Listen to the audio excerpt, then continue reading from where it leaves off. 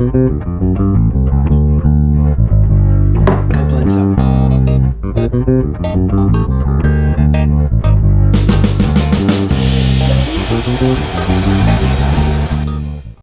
Okay, so I have a, I'm gonna make you a, hold on, Mocha Frappuccino, take 2. What? I'm gonna make you a Mocha Frappuccino. Really simple recipe. It's a dairy-free Mocha Frappuccino that I'm making though, okay? So since I'm doing no dairy, I'm gonna use cashews. Now, nut milks are really popular. People are using almond milk, acorn milk, I made that up, cashew milk, all sorts of milks out there. Coconut milk, of course. I'm using cashews since I'm not using milk. That's gonna take the place of my dairy. So I'm gonna put 1 cup of water. So those two mixed together, that's gonna be basically my milk substitute. Now, your cashews, that was about 3 ounces of cashews if I didn't say that. Now, if you want to, you can use a cup instead of using the water and milk and so on. Your liquid substitutes in this, you could just use coffee if you wanted. You could use brewed coffee, like if I've got some coffee left in the pot from that morning, I can use a half a cup to a cup of that depending on how strong you like it. I'm using instant coffee, okay? The instant coffee, I use about a tablespoon, and that's gonna give it a nice little kick. Now, for you that are coffee connoisseurs, you're probably appalled by that, but the fact is, we all know that Frappuccinos are really just kind of coffee milkshakes. So this is just a healthier way to do kind of your coffee milkshake to kind of get that kind of comfort food, that sweet fix that you kind of like sometimes in a Frappuccino that you might pick up at one of your coffee houses, but we're doing it a lot more healthy. So tablespoon of the instant coffee, and then I'm going to use vanilla extract. I'm going to use about a half a teaspoon is all I'm using, not much, just a wee little bit. All right, and then I'm going to use cacao.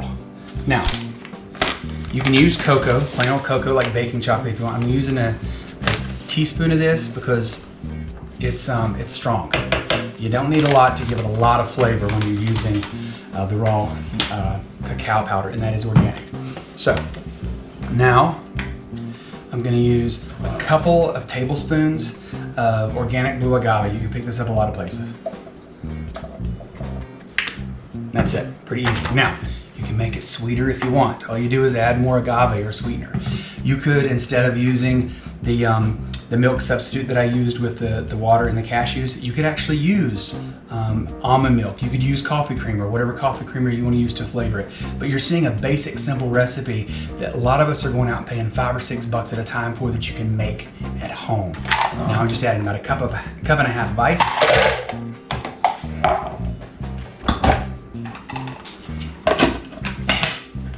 That's it, all right?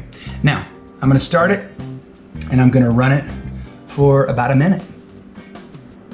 Start low, run it up to high.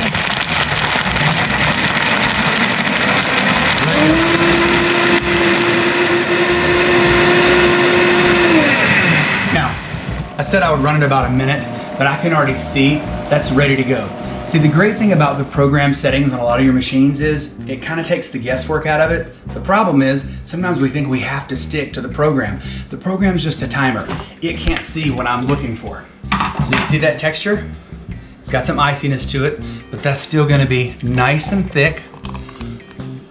See the iciness? That's what you're looking for, okay? Now, if you wanted to top it off with whipped cream like they do at some of your coffee houses, you can do that. It's decadent, but it's healthy. We've got good stuff in there. That's good. It's got a nice coffee kick to it too. Now, if you want less coffee kick, put less coffee. I like the caffeine in the afternoon, and I like that little punch that it gives. You make it how you want it. But the thing is, you're making it. Again, it's gonna save you money instead of buying it out somewhere, and we know exactly what's in it. We've got some protein in the cashews. We've got the nice kick from the cacao that's healthy. Got some great antioxidants. It's also got its extra caffeine in there as well from the cacao. So go ahead, go blend some. Hey, do me a favor and hit subscribe. Thanks a bunch.